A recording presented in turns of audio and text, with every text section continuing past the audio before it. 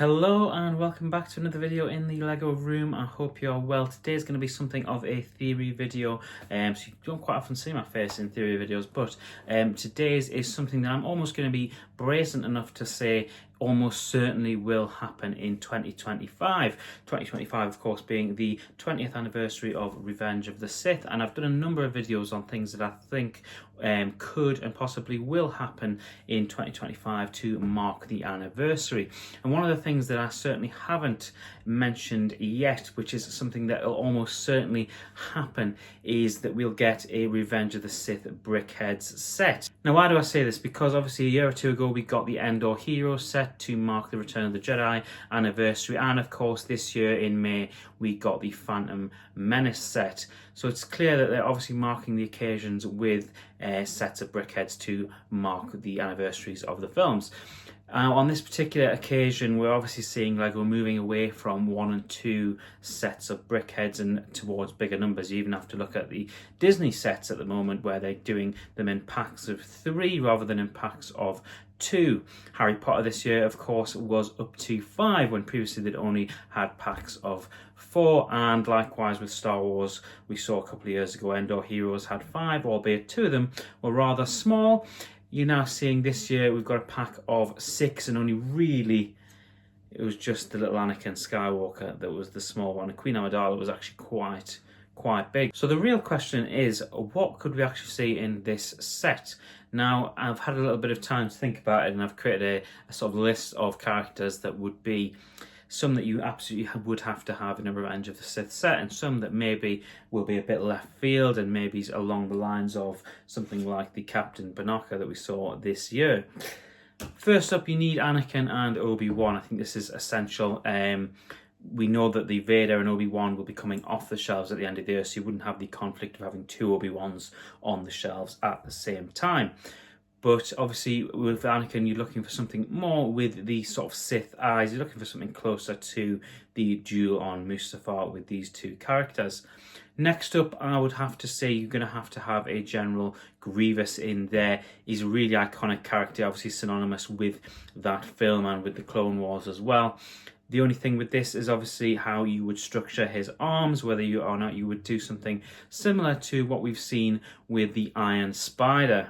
By which, of course, I mean this, and if this doesn't show up well on camera, I'll find some sort of B-roll footage of it, but where you've got the Technic pin in the back that allows for extra arms, and I do think that might be the best way to go with Grievous as extra arms. Next up for me, and this one is essential for me at least, and it is the Emperor. I think you need to have some form of Emperor Palpatine in this, whether or not it's in his royal red robes or whether or not he's got his lightning sort of hands. I'm not entirely sure how it would be best to go about it, but certainly the Emperor, and certainly something with a hood on. It's an argument that they potentially missed the opportunity to do him with the Endor set by calling it Endor Heroes rather than the Battle of Endor, and it was one that I would really like to see in a Revenge of the Sith set, that is for sure.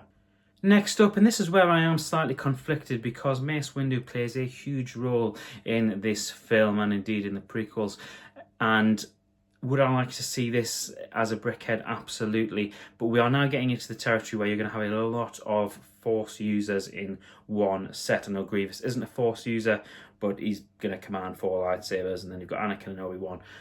And you're certainly going to have a lot of lightsabers in this set. So I do think that Mace is one that might potentially miss out in this set. However, is it more likely that we could see something like Yoda? There's a theme with these larger sets, which is that you're going to get a couple of smaller BrickHeadz in there, probably from Lego's perspective to subsidise the cost of making it. We've obviously already seen Wicket and R2 in the Endor Heroes. You've got little Anakin in the newest one as well. Could Yoda fit the bill for a slightly smaller build that would subsidise the pack? Finally, the idea of somebody slightly left field for me, it would be someone like Bail Organa. I think this is about as left field as you can kind of go, while still being somebody who is integral to the story. Bail, of course, synonymous throughout the political side of Revenge of the Sith, obviously integral to helping Yoda escape as well, and of course takes Leia away at the end of the film, and is integral to how Leia is raised and brought up through the Obi-Wan show and through into A New Hope. And I think Bail Organa would fit the bill of somebody who is slightly left field, who we probably wouldn't see otherwise if it wasn't for a set like this. Another figure that potentially would be quite left field is Mas Amedda, and he's of course the Emperor's right hand, and he would be slightly left field, but he would also fit the bill of somebody who plays a role in Revenge of the Sith for sure, and obviously would pair up quite nicely with Emperor Palpatine. As an argument, of course, that they could be just a pack of two on their own. Somebody who would be a good fit for a set like this is unfortunately Commander Cody, and I say unfortunately because of course we were very lucky to get him for $9.99 this year on the anniversary of The Phantom Menace.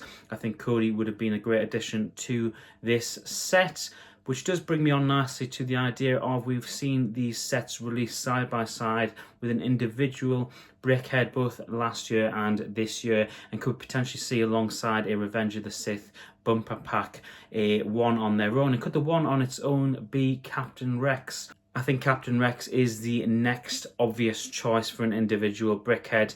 And we've already seen, if I swivel my chair correctly, that they've got the figures out side by side, and the helmets are still on shelves for the rest of the year at least at the moment. And I think Rex is the obvious sort of choice if you're going to do one character on their own. They may well go down the route of doing the Ahsoka cast and doing Thrawn and, you know, Hera and Ezra and Sabine and potentially characters from Ahsoka or Rebels, but I do think the obvious choice is to go with Captain Rex, and you'd have him on the shelves in BrickHead form at the same time as the Commander Cody from this year. So apologies if you are not a BrickHeadz fan, because this has been very much a BrickHead video, and if you think I've missed anybody who potentially would be in a BrickHead Revenge of the Sith lineup, do let me know in the comments below. I'd be curious to see if anybody has any sort of suggestions that I haven't thought about already. Thank you very much for watching. I do sincerely appreciate it.